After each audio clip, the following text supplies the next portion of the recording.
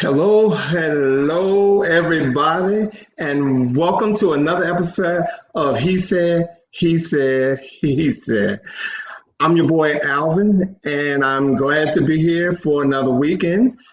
And I hope everybody's doing well. It is spring, and I'm feeling spring, and I'm looking spring, and I'm glad to spring into this show. Well, without further ado, everybody, I'm going to bring in our co-host tonight for the catch up. Ladies and gentlemen, please welcome Mr. Vash Bodie and Mr. Jacques Whitfield. How you doing, guys? Hey, everybody. Happy Friday, everyone. Happy Friday. Love the shirt.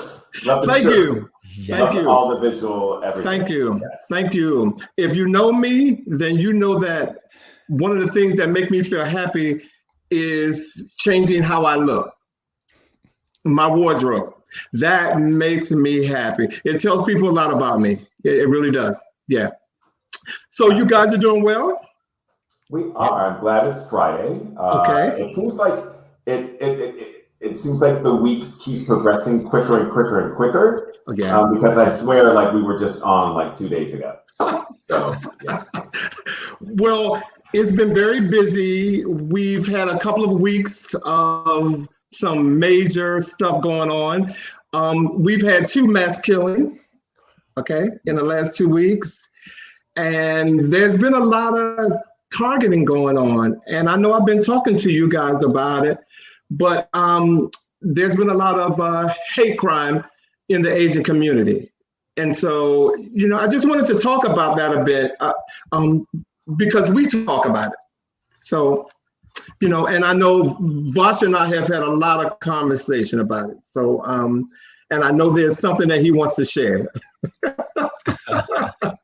So share, Vash. Yes, indeed. I mean, it's so disturbing to watch all of this like anti-Asian activity going on. I mean, I think, I don't know about you guys, but I have a rainbow tribe of friends from all walks of life, all ages, all ethnicities. And I have a lot of Asian friends. And to see the world be so violently and openly violent against them is really disturbing. And especially when I see that it's actually Black people being disrespectful and aggressive towards Asian people. Because I'm not sure that people really know this, but the Chinese and the Black communities really do have a tight bond. Back in the days right after slavery, when whites were not wanting, well, first of all, right after slavery, when labor was not free, Chinese people were trying to be used in the fields, as cheap labor. Well, they were not having it. They weren't having it. So they left and decided to open stores. And right after being freed, whites in the segregated South did not want to have anything to do with Blacks. So allowing them into the same stores, et cetera, was not acceptable. So it was the Chinese that actually served the Black people in the South, especially in Mississippi. And they also served the white population. I mean, there was a time when over 70% of the populations were being served by a very tiny Chinese population. I mean, they gave credit to Blacks when they didn't have money and people just floated, et cetera. So there's a really amazing synergy. A lot of Blacks would not have survived without Chinese. So that connection really needs to be honored. Okay. In listening to you, first of all, I didn't know that there were a lot of Black people targeting Asians. I didn't know that. And hello, Derwin. Hello, Keith. How you guys doing? I didn't know that, Vash. So you just told me something that I didn't know about. I didn't know about that. Yes. Yes. Well, when we say a lot, can we quantify a lot? Because I mean, my impression is that this is just yet another chapter of systemic racism that is fueled by and through white supremacy. Black people did not create the Chinese Exclusion Act. White people did. I mean, and these recent acts of violence in Atlanta that was perpetrated by a white person. That person was not Black.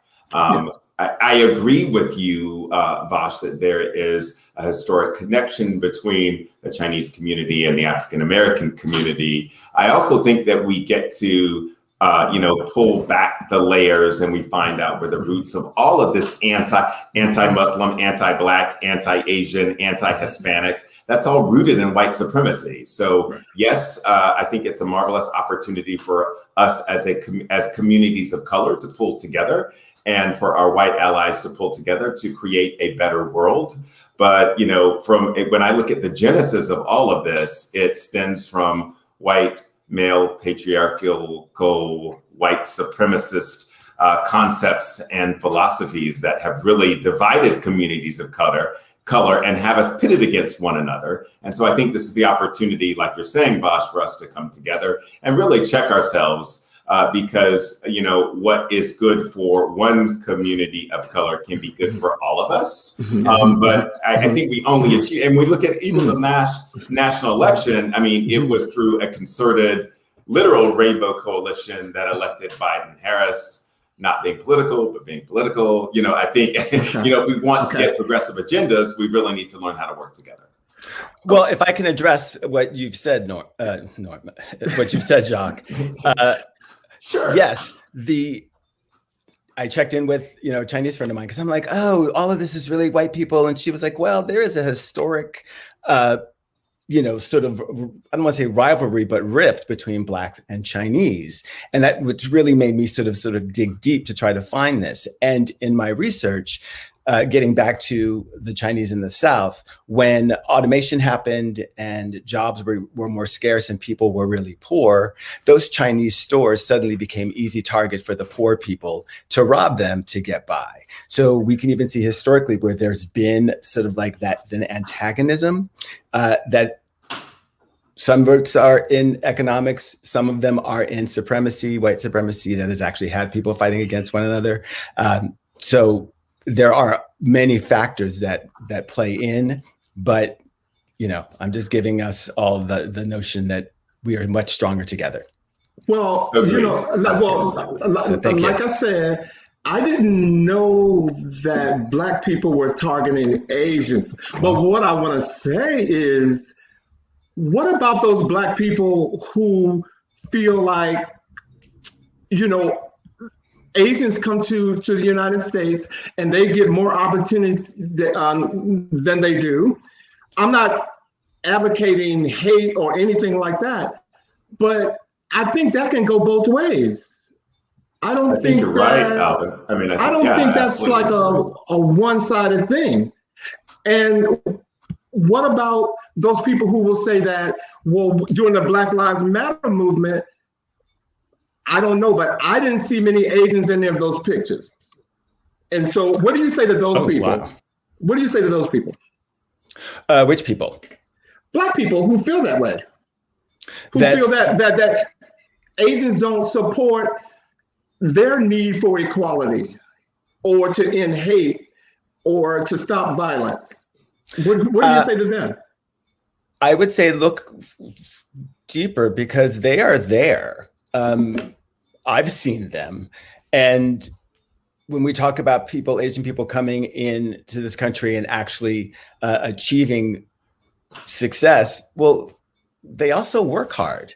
And the not knowing about their indignations, one of the things that's been so surprising to me is to watch news reporters when they have Asian news reporters come on and talk about the violence that the Asian community has been enduring, but just silently. They're just gobsmacked to really learn the depth of the violence that's been in that community from the beginning. So we've not really known. The face of racism has been Black people for the most part. And we are learning in these days that Black people don't own the victimization of racism. We are just part of that rainbow that is, victimized by it. And now's a good time for everyone to realize that we're all kind of trying to knock on that same, on different doors of the same building. Mm-hmm, and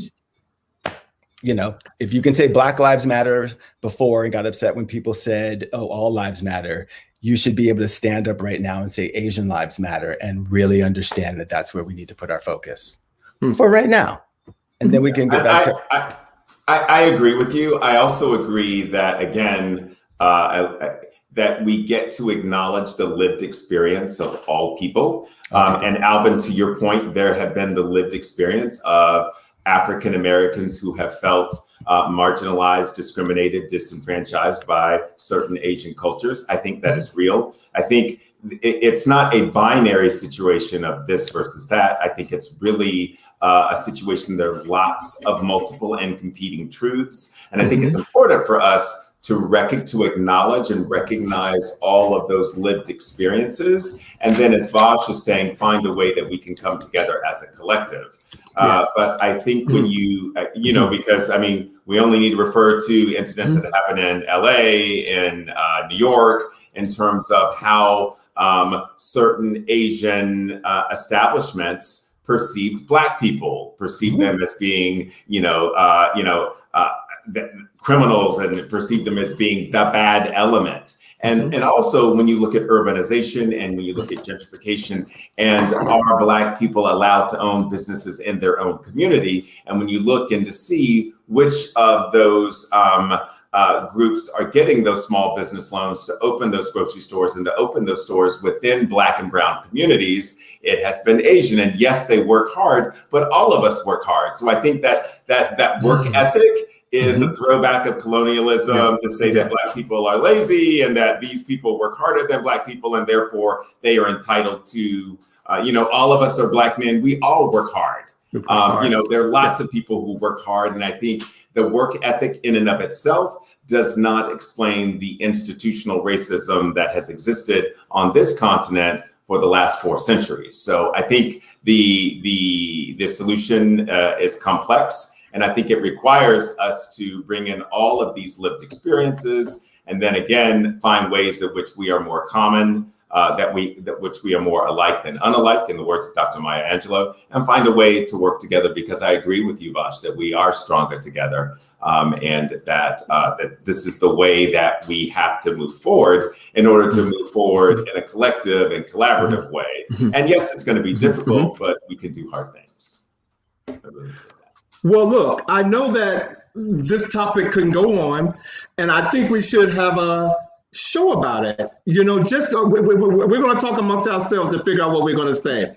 But before we leave the catch up, I want to tell our audience that tonight we have a special feature, because we want to hear from you. And we're calling that What Y'all Say. And so there's going to be a segment where we're going to read your comments. We're going to talk about the art of happiness, and we're going to basically talk about 3 questions that we have. So any of your comments, we're going to see them. If we don't respond to you right then, we're definitely going to get to you in What Y'all Say. All right. So without further ado, let's go into our topic of the night. Yeah. The art of happiness. It sounds like you're happy already. I'm happy already. Okay, I'm happy already. So look, like I said, we have 3 questions, and happiness is important to us, and we all get it in different ways. So the first question that we're going to talk about tonight is, what does happiness mean to you? What does it mean to you? What does being happy mean? Okay. It means a lot of things to me. I have to tell you, when we started thinking about this topic, one of the things that came to me about being happy where I am right now is helping people. It's helping people be better than they are, pulling things out of people to rise them, as opposed to putting them down or leaving them stagnant. That's something that makes me very happy right now. Yeah. Mm-hmm. Right on. Well, I mean, in terms of my definition of happiness, I had to think about this, because I knew that this, we were talking about the art of happiness. For me, happiness is when there's a little bit of laughter and a lot of love flowing freely in, through, and around me. That's how I would define happiness for myself. Now, when we get to talking about what makes me happy, Well, that would be a little bit more revealing. But I was starting high end. I was like, there's a lot of things that make me happy. Yes. Is happy and joy the same? Are they the same thing? I think they're different. So that's what I was just getting ready to share my definition of happiness. Happiness to me is a feeling. Joy is a way of being. And for me, I strive to have joy in my life, even through difficult situations. But happiness for me is the feeling, where joy is the state of being that I get to own no matter. I think that happiness is a choice. And we know that cliche, happiness is a decision, which I agree, because I believe that you can set your mind and focus your mind to create whatever feeling you are desiring. But joy to me is that internal essence, that infinite energy that creates happiness. So I look at them differently, Alvin. Well, I know I keep saying that I don't want to do this, but I really agree with you. I really agree with you. But when I really think about happiness, I think about being content.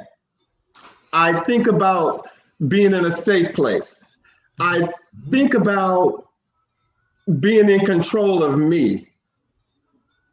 Those three things kind of make me happy, and it speaks to who I am. Yeah. It speaks to who I am. Yeah. Now, as Vash just alluded to, there's some things that really make me happy that some I can't talk on this show, but there are things that, in terms of happiness, as Jacques said, they are a choice. But sometimes you can't see the vision that's in front of you, the happiness in front of you when you're working through something. You know what I mean? You can't see it. So, for me, and I've grown. When I was younger, things made me happy. Like I loved, nice cars. I love nice clothes. I still love nice clothes. However, in the season space that I'm in now, in the fabulous 50s, I find that experiences with people make me happy, make me happier than things, because I've learned, I've had things and I've lost things, and that's been its own cycle, and that's a whole other show. But in terms of what truly brings me joy, what gives me happiness, is having meaningful experiences with people that I cherish, with people that I love. And I know that my life coach has the 10-year rule, and Vash, our resident transformational expert, you're probably familiar with the 10-year rule. Whenever you're facing a decision, you ask yourself, hey, well, will this matter in 10 years? And a thing like buying that car, in 10 years, the car is going to be outdated or obsolete. But creating a beautiful experience with people, in 10 years, I will remember that. I will cherish that. That will continue to bring me joy. And so I've seen myself grow and change over the years, that where I used to be very, very, just like the classic bougie plastic, consumer, I'm now centered into this more, I want to create meaningful experiences. And that I find is what makes me happy today. Well, first of all, Jacques, you got a whole bunch of fans right now. You got a whole bunch of fans. Kay agrees with you. And Keith just made a comment that what makes him happy is his music. He writes, he writes music playing the piano, he sings, and he teaches. So music is very important in his life. Thank you, Keith. Thank you. Wow. So since we talked about what happiness means to us, can we talk about how do we pursue happiness? Yes. Well, I mean, getting back to sort of what Jacques said earlier, that's a choice. I mean, so you sort of make the choice that you want to be happy and then pursue that. Is that what you mean? Or like, what are the steps that you know? Well, yeah. What are your steps for pursuing happiness? I mean, because I'm sure how I pursue happiness versus how Jacques pursues happiness is different from how you pursue happiness. Well, for me, what really makes me happy, ideally, is being in a creative space, right? I love to be creatively challenged, which could either be from an adventure standpoint or just modifying something to create something brand new on the planet. Those are the things that really intrigue me. So regardless of what I'm presented with, my brain is always trying to find a way to sort of make that new, better, new and improved. And that really engages me. So I like to just use my brain and be engaged that way. So I choose to do that all the time. Go ahead.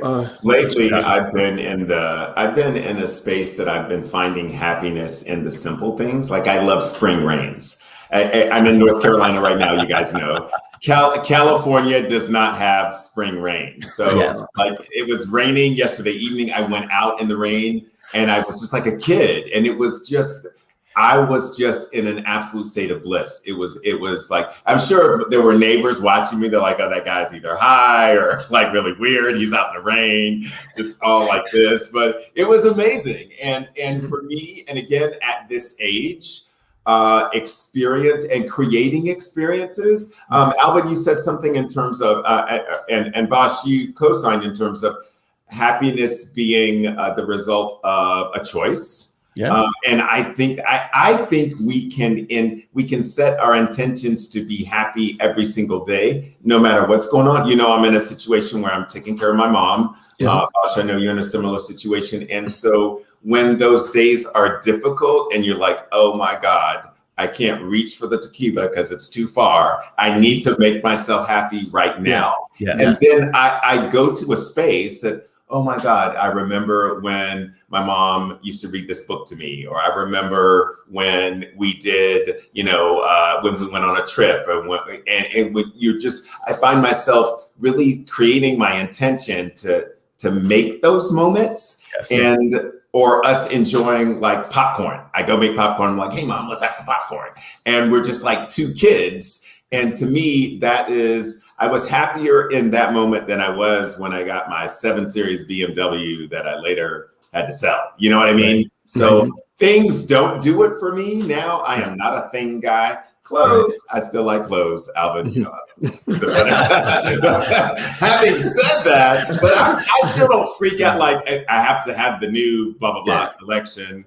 If I get it in a season or two, it's all good. But then again, it really is about what experiences make me happy and human connection. Human connection really, that brings me a lot of joy. I gotta share a story about my sister has stage 4 cancer, and because I go to church and I sing, I would always tell my sister through some of her darkest moments, you just have to find some peace inside of you, and you just have to find something that will make you happy. And for years, she thought I was saying to her, you need to go to church. But all I was saying is, in your situation, find a place that you can think about something that makes you feel good. Mm-hmm. And it put a lot of friction between us, I think. But right now, that's her thinking process. And even though she has my sister's the strongest person in the world, her cancer has done more things to her body than I've ever seen done to anybody that I've actually seen. But now her outlook is joy. She thanks the world for waking up every day. And she loves social media. Social media has really helped her stay connected and tell her story. And I just love that part of that. So I'm glad that we got past that. I'm glad we did. Yeah. Hey, Alvin and Vash, there was a question earlier And someone posed the question, can someone make you happy? That was Brandy. Yeah, thank you, Brandy, for that, because I think there's a lot of it. So I've grown in that as well, but I would love to hear what you guys' perspective is on that. Well, first and foremost, I think someone can make you happy. I'm just going to say that before I dive deep into it. To answer his question is, I think someone can, but ultimately you have to want to be happy. Yeah, I mean, but I think in some way we've all said that what makes us happy is being around people that we love. I mean, to me, by default, that's someone making you happy, or at least contributing to your happiness. Mm-hmm. Yeah, and so being a word nerd, I will say it's someone contributing to your happiness, because I don't believe any one individual can make me happy or make me unhappy, because that would require me to give up my power. And I'm never I used to be in that space that, I want to be with this person because they're going to make me happy. Or when that person broke my heart, or I broke their heart, or it was whatever. And then like that person did that. But I found that was just a lot of victim language for me. And so now when I'm single, but if I were to ever get in a relationship, and if I would ever get married again, I would completely rewrite the vows to say, I am responsible for my happiness, and you are responsible for your happiness. And I appreciate this journey that we're going on together. But my happiness is my responsibility. And I realized I've ruined relationships, honestly, because I put so much burden on the other person. Like, you're supposed to make me feel this type of way. And it's like, no, and at this age in my life, I realized, no, that was entirely my responsibility. And why would I even want to give someone that power to make me happy or not make me happy? So again, in these fabulous 50s, a lot is changing for me. And I think changing for the better, that it's serving me. But yeah, I love that question, Brandy. Thank you for that. But that really is, I think while they may contribute, definitely no one can make me happy or unhappy. Well, I think I interpret it from a completely different perspective. I mean, you're talking about a deep unhappiness place, and I'm just like, hey, it's Friday night, and I had a rough day. I'm calling Paula because Paula's gonna make me happy. We're gonna have a good time and let's go out. As opposed, so thank you. I thought you would appreciate that deep perspective. No, I did. Not relying on someone to make you happy in that regard. No. As Bart said, when you're in a dark place, I get that. Yes, but no, to Brandy's point, I think. Oh my goodness.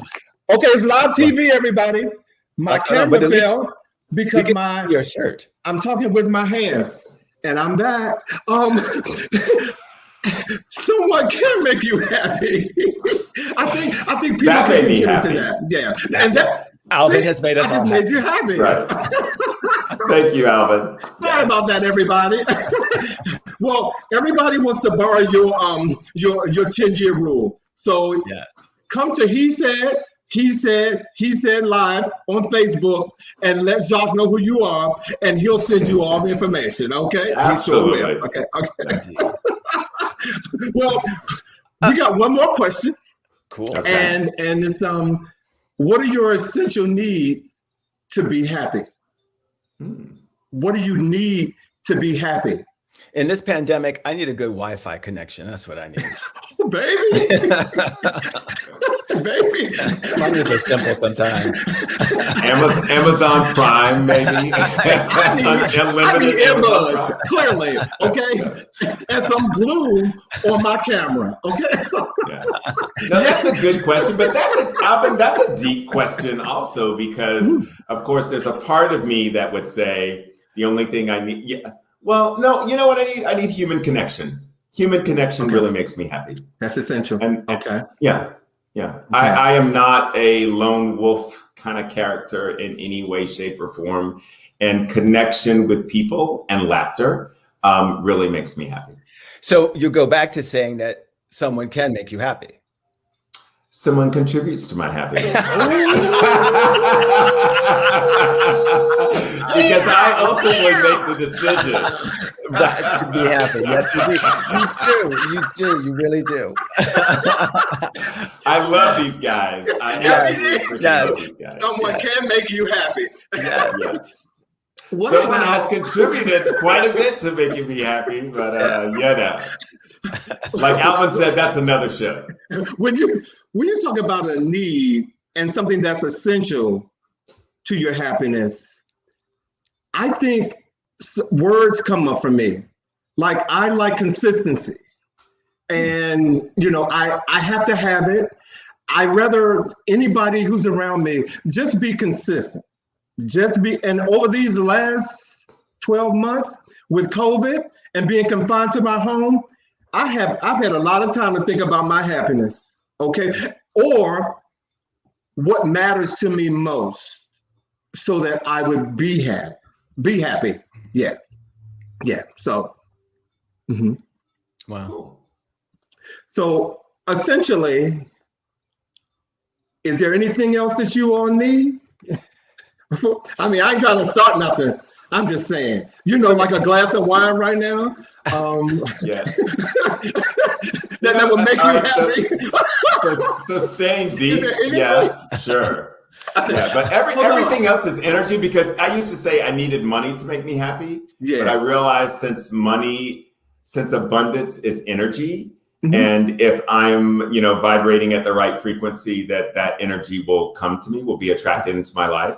So I realized, again, that's an internal issue as well. So no, I think human connection is the greatest thing, and everything flows from that for me. Well, did you read Rodney's comment? Y'all are killing. He said, not to be tested, this past year requires surrendering a lot of stuff that gave me joy and release. A lot of us, Rodney. A lot of us had that. But you know what?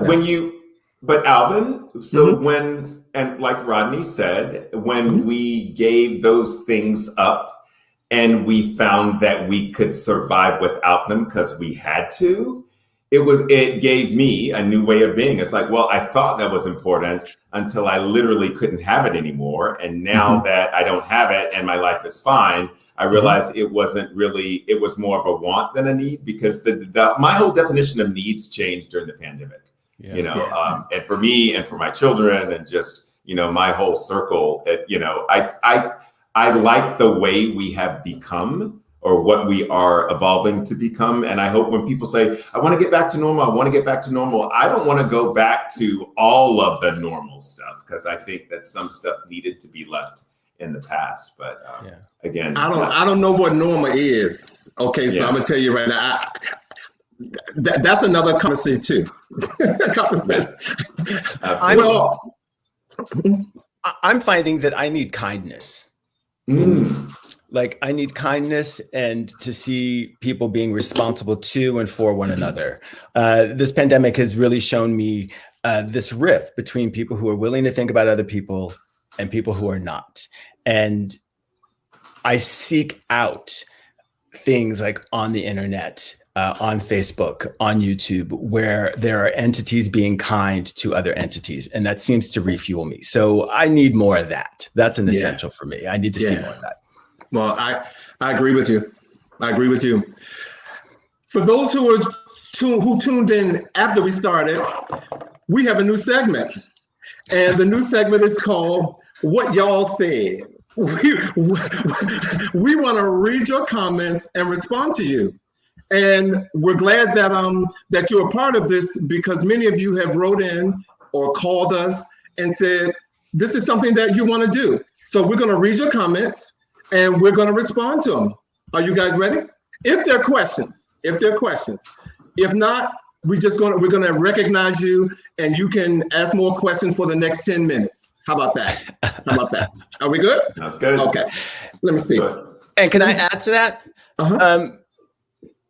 We put something out on our Facebook page for people to respond in video, so we can potentially include them into the show. And we're going to be doing that again, but we're going to be doing it in a way that makes it much, much easier for people to respond, because we want to not only hear your voices and see you and answer your questions. We want to feel connected to you. So if you have not already gone to Facebook and liked our Facebook page and or gone to Instagram and followed us on Instagram, please do so, because we do want to be as connected with you as possible.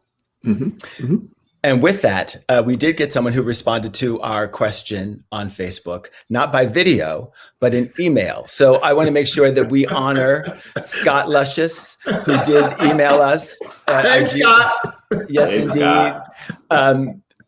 Our email address is he said live at Gmail. And we asked, what makes you happy? That was what we asked on Facebook. And Scott said, relaxing on beaches makes me happy. Sun in the sand, drink in your hand, girl with a fan. Sounds good. Scott, that's good. Scott, I can't wait. I can't wait to do that too. Okay, Invite us. And hopefully it's the same beach, because maybe I'll meet you somewhere. Okay. Yes.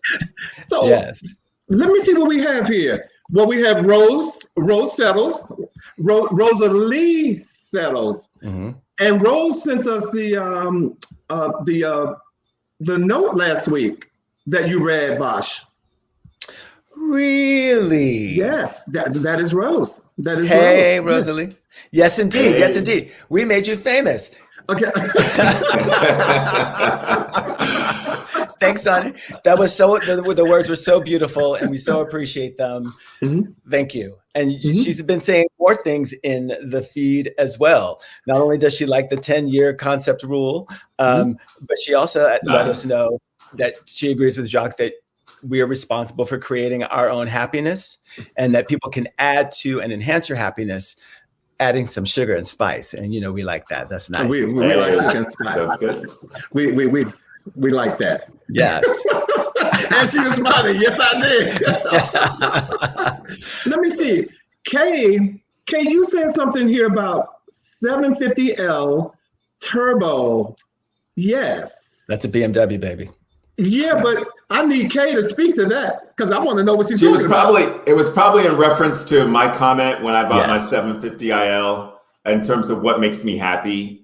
The car did, no lie. When I drove the car and I went to pick up my kids, they were like, oh, yeah. So it was great while it lasted. The thing is, it's a thing, it doesn't last. And eventually you get those maintenance bills for that 750L. And I'm like, oh yeah, you can come get this. So yeah. Well, there you have it. I know nothing about cars. I drive a luxury car, and my 6-year-old godson had to tell me how to use it, because the car I had before that was 24 years old. Oh wow! And I didn't even know how to start the radio. Wow. And he had to show me that. Okay, so no wonder I didn't know what Kate was talking about. Okay. There you have it. We have Alma on here too. We love Alma. Ask Alma show. Hey, Alma. Yeah. Hey, Alma. Thanks for joining us. And for those of you, Alma has her show on Tuesday nights. We want to cross promote because we love Alma. Ask Alma. You want to jump? Yeah. Isn't that the Alma that has Ask Alma? Yes, it is. She just asked a question. Well, what she said was that she was, acknowledging my friend Paula and how I call Paula to add to my happiness. Everybody needs a good Judy, and Paula is my good Judy. Alma, you sound like you're somebody's good Judy. Okay. Hey, Alma. Hey, Sam. Thank you. Hey, Kay. We love y'all too. We responded to your love for cars a little while ago, Kay. Yes, indeed. I know nothing about that. Earlier, Rodney said, when we were talking about what makes you happy, Rodney said, working in my craft and having that eureka moment, creating content and seeing it come to life as I envisioned it. It goes, for me, pure joy, happiness. That's amazing. And I would like to know more about what you do on Rodney. So you should comment and let us know on our Facebook page or on Instagram. Let us know what's going on with you, because who knows, maybe we might want to bring you on the show and have you talk to us about it, share it with the world. Well, I have to tell you, I know Rodney from seeing him on the dance floor. And all I can say, first of all, he's a vision. Okay, I'm going to say that. I'm going to say he's a vision. Okay. But he is an impeccable dresser. And he's a nice person. I think I've seen him out and about for the last, 30 years. He has not changed. So Rodney, thank you for your support. And I'm glad that you're here. I appreciate it. Good to see you. But come on the show. Yeah, let us know what's happening. I always love it when creative people are doing something that they really, really love. You know, and bring it to fruition is key. Yeah, he's the one. Come on, y'all. We want to hear from y'all. Y'all been talking, and we want to hear what y'all say. First of all, what do y'all think of the show? How about that? Are we putting ourselves out there too much? Okay, we got 5 minutes, and we want to hear from you. So, what do you think of the show? Uh-oh, here they come. Hey, JJ. DJ extraordinaire. Wow. I want to hear from some of my people, because I know I have people who are watching this show in Abu Dhabi, in the Netherlands, out in California, up in Canada, in Florida, in South and Central America. So nice. At some point in time, you people, come on now. Andale. That's in Spanish, y'all. That's Spanish. Because we want to see all of your comments. Hey, Bobby, thank you for the kudos. Bobby is also another person who I just call and say, hey, what's up? What's going on? Am I getting it right? Are we getting it right? And he don't sugarcoat anything. Okay, so I love you for it. Thank you, Bobby. Hey, Sean from North Carolina. Woo. Monica's on the show. Come on now, people. Okay, y'all love the show. I love it. That's really great. Well, let me ask a question of everyone who's out there, since they're commenting. Do you guys consider yourself to be happy people? Let me know in the comments. Do you consider yourselves, and you guys, do you consider yourselves to be happy people? That's a great question. That's a great question. That's a great question. Yeah. Right on. Well, I do. I consider myself to be a happy person. I'm happy. I'm happy to be here with you guys. I always look forward to this. Exactly. I'm happy about what we're creating. Oh, look what Keith said. Keith said the show is exactly great. Is actually great. It's good to hear from you guys. I look forward to it every Friday. Thank you, Keith. Thank you. Appreciate that. My folks from Amsterdam have That's replied. right. That's a Jan from Amsterdam. Come on, Jan. Come on out. Hey, baby. Love you. Thank you for tuning in. Wow. So good to see you. And he's an amazing artist. We'll have to link him. Yeah, okay. We'll have to. Hey, Scott. We'll have to link Jan to some of Jan's art. He's an amazing artist and loves to sculpt Black men. So that's actually kind of fantastic. Sean said, yes, like Aretha. So damn happy. I love that. Oh, we got someone from Antigua. Bernard Francis. Yes, more so now than I was before COVID-19. I know that's right. I know that's right, Bernard. I know that's right. Derwin? Okay. I just love that you all are on this show at 7:00 on a Friday night, listening to 3 seasoned Black men, okay, give our opinion, have conversations, and engage you. I really appreciate it. We appreciate it. Thank you. Thank you. Well, hey, look, thank you for your comments. Again, this is a segment that we're going to do every week. What y'all said. I'm going to say that's so ghetto. What y'all said. Yes. What y'all said. Okay, what y'all said. I think we spell it all as one word. It's just what y'all said. What y'all said. What y'all said. So, as we've been doing this whole month, we have been celebrating Black excellence in the light of National Women's Month. And so tonight, on this last night of our show running for the month of March, we're going to highlight who we consider female trailblazers. All right? Yes. So without further ado. Well, I'm going to start, if you guys don't mind. I'm going to start because I want to go and talk about what I think is like one of the original Black female trailblazers, Miss Harriet Tubman. If you talk about blazing a trail and cutting a trail, leading a trail, this is she. So Harriet Tubman was born in March of 1822, right? And at 27 is when she actually escaped being enslaved made her way up to the great city of Philadelphia, where she found her freedom. And then a year later, she went back to actually free, or started with her family members. And then she freed up to about 70 people on her own before joining forces with other organizations. But we all kind of know that. I mean, whether you learned it during Black History Month or seen the great movie Harriet. But I'm going to tell you a couple of things that you may not have known. During the time of her helping people get freed, Harriet would often use song to actually tell people how to go about finding their way out to join up with her. So she was a lyricist. You know what I mean? I doubt if she got publishing, but she was a lyricist. During her military service, she helped cure dysentery. She used her knowledge of herbs and plants to actually create a cure. So she was actually a healer.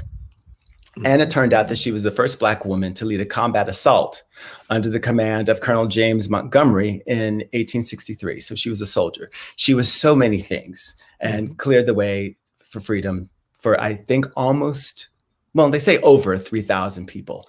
That's a lot of folks. That's a lot of people. So I celebrate Harriet Tubman and its Black excellence, female trailblazers. Thank you, Vash. Thank you, Harriet Tubman. Thank you. Thank you. Well, I think I am up next. And this person who I feel is, my trailblazer, all of you know who she is, Miss Whoopi Goldberg.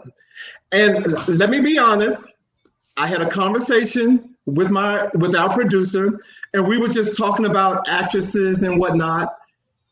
And it took me to a place when I first met Whoopi Goldberg. Or knew of Whoopi Goldberg. I can't lie, I've never met Whoopi Goldberg, but I've never met her. But in 1984, Whoopi Goldberg had a one-woman show. Yes. And that one-woman show changed my life because it was during the time when I was trying to find who I was. It was during the time of the AIDS epidemic. I'm sorry. And Whoopi Goldberg was one of the first celebrities that I saw on the front lines to fight the pandemic or equal rights for the LGBT community. And I just fell in love with her. And as I watched her over the years, and after having a conversation with some folks, Whoopi changed the game in Hollywood. Because we were so used to seeing Hollywood using glamorous women and putting glamorous women in roles that we never saw someone that looked like us. And Whoopi changed the game on that. Whoopi made it possible for people like Halle Berry to do Monsters Ball. She made it possible for, and be recognized for it. People like, I'm going to screw her name up, but her last name is Sidibe, and she played Precious, okay? I'm just going to say that. I'm going to screw that. I'm not going to do that. But Whoopi is also the first African-American and female who has an EGOT. She has a Tony, she has a Grammy, she has an Academy Award, and she has an Oscar. She's the only Black female who has that. Not the only woman of color. But anyway, Whoopi Goldberg just touched me because the AIDS epidemic was so powerful in my life. And to see her on the front lines and paving the way for people, for the LGBT community to fight the epidemic, and then to see where we are now, I do give Whoopi a lot of credit for that. So my trailblazer is Whoopi Goldberg. Hey, Whoopi. Yeah, well done. Yay, Whoopi. Well done. And rounding things off, it's time for me to introduce my trailblazer is none other than my grandmother, Ida Van Smith. And this is a picture of my grandmother in front of her plane. Oh, wow. She had a Cessna. So when I was in the third grade, I was a student at St. Francis de Sales here in North Carolina, and we had show and tell. And I was so excited because I got to share. It was show and tell with an emphasis on your family. So I stood up in my third grade class and I said, so my grandmother is a pilot. She's one of the first Black female licensed pilots in the United States. And she's got a television show in New York. And, I just went on and on and on and on and on. And you can imagine what I got as a result of sharing that. I actually got detention because my teacher, who was Sister Mary Joachim at the time, said, you know that there are no women flying planes, especially a colored woman. And your grandmother does not have a television show. So I was very distraught when I went home, told my mom. My mom called her mom, my grandmother. And of course, turnabout is fair play. My grandmother flew her plane from New York down to North Carolina. And it took our entire third grade class, including Sister Mary Joachim, may she rest in heaven, and gave my whole class airplane rides on her plane.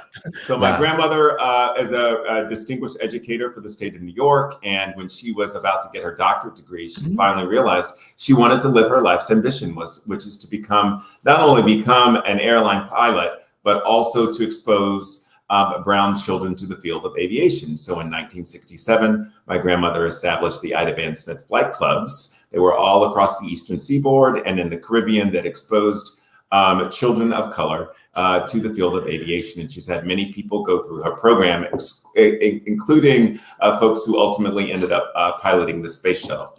My grandmother has an exhibit at the Smithsonian Air and Space Museum. She was honored by the Tuskegee Airmen and given the distinction of an honorary Tuskegee Air person. And my grandmother has transitioned and she is in heaven flying planes. And so I wanted to honor my grandmother as someone who was iconic and a trailblazer who touched my life and is the reason that I am who I am right now. So salute to you, Mommy Smith. Wow, that's amazing. Thank you. Fantastic. Guys, Thank you. First of all, thank you both for partaking in this special month of honoring women, because we've gotten a lot of feedback about it and it's been all positive. Someone even said that they stay on the show to watch this segment.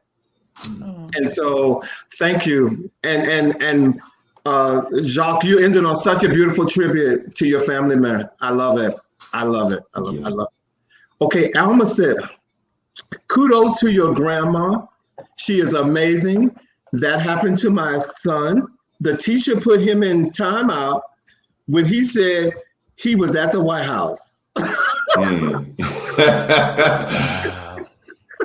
The struggle continues. Yeah. It's amazing that people would still think that in this day and age, well, I guess there are still times when people are having their first experiences as Black people, but Obama, hello. There are lots of Black people in the Exactly.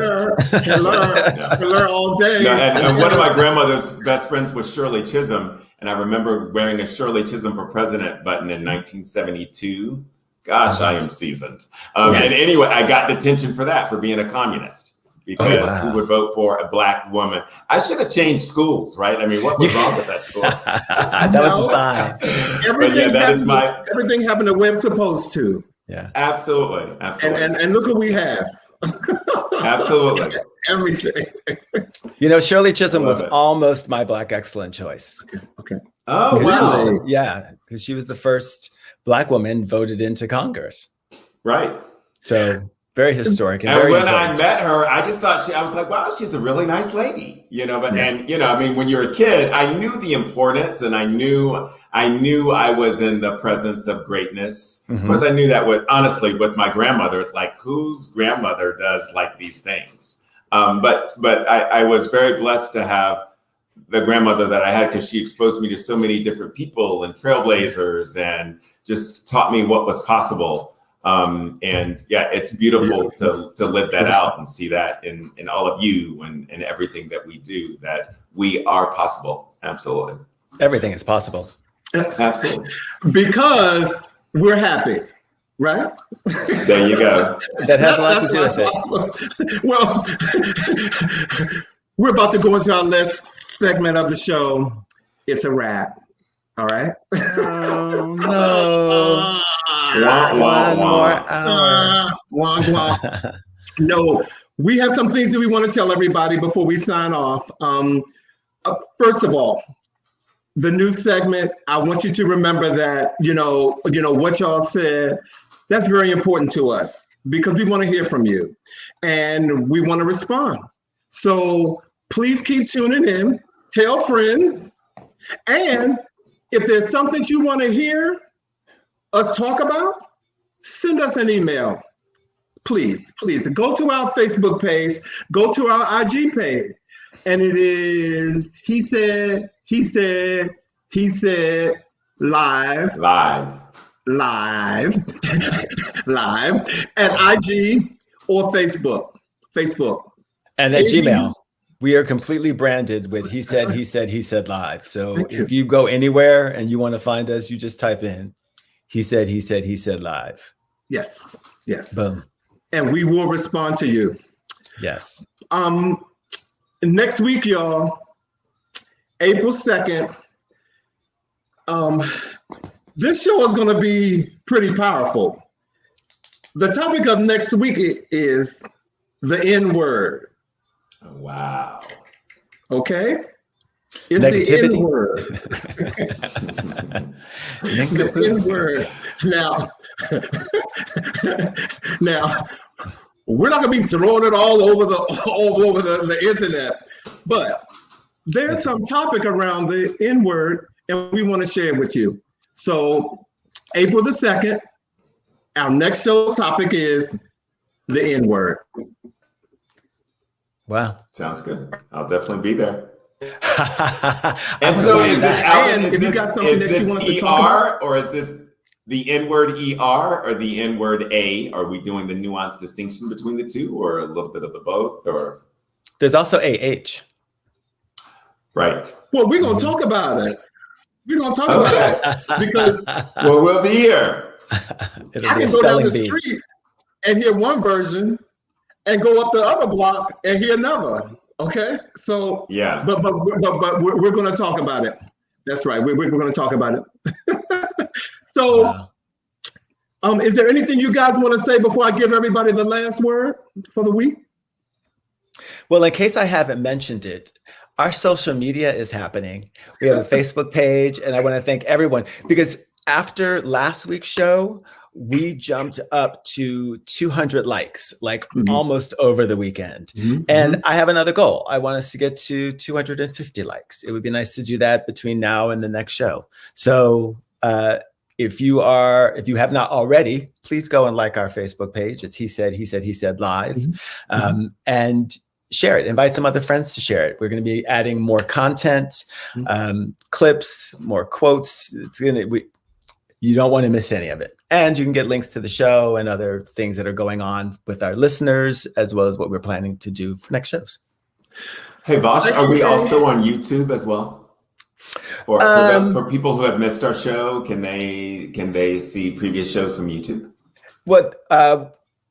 Yes. And what we will do is link that from our Facebook page. From my Facebook page. If you miss any content, want to see the show, go to our Facebook page and we'll link it either back to NNPA's page, because you can also see it there, which is another place, which we'll link to that as well. So we'll link you to the NNPA YouTube page so you can see the show, as well as to the NNPA Facebook page, which is also probably where most of you have come to see this particular episode. So we're going to link you back so you can share it so that other friends can see it, or if you want to watch it again because you missed some of our scintillating conversation, we'll hook you up. Hey guys, we got a couple of seconds and I need to give everybody the words of the week. All right. Surround yourself with love, protect your heart with peace, and live your life in love. All right. You guys have a good week, and we hope to see you next Friday on He Said. He Said. Good